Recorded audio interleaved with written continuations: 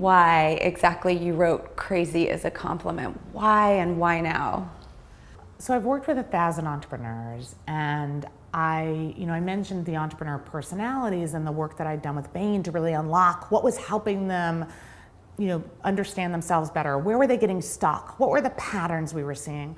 So part of me had always kind of wanted to take time to sit down and see, could I help other high growth entrepreneurs with unlock the challenges they're facing and get unstuck wherever they were getting stuck.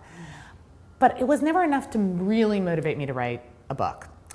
And then something else happened, which I started talking to people inside companies. I started getting asked by parents at drop-off in my daughter's school if I could help them with the work transitions. And I started talking with people at universities. And I remember being in this coal mining town in Pennsylvania, and this young kid heard me talk about Endeavor and entrepreneurship, raised his hand and says, "These are nice stories, but really are they relevant to me? I don't have an engineering degree. I don't live in Silicon Valley, and I don't have these strong networks that can fund me, or am I stuck in this town and I have to hope that I can maybe get a job?" And I was running late. I knew my daughters were back home in Brooklyn. I had to get back, and this was the last question. So I said the first thing that came to my mind, I said, "You know what? You don't have to have a hoodie to be an entrepreneur." And it worked okay. And I was kicking myself. I was like, it's true. You don't have to wear a hoodie to be an entrepreneur. But I was that was a little glib. I can do better. You have to show the role models then.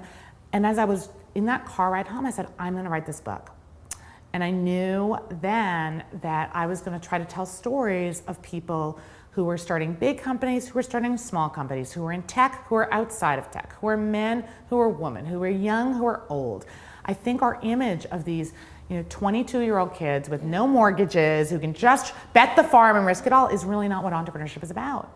And in fact, the two fastest growing groups starting businesses today are baby boomers over 55. Really? And then relatively women are growing at a faster pace than ever before. So, that's great. Yeah, but we really hear about those stories. And what I've come to believe is that just telling the stories of Mark Zuckerberg and Elon Musk of Facebook and Tesla discourages people as much as it encourages them. So I wanted to show entrepreneurship as this accessible mindset that we all have access to.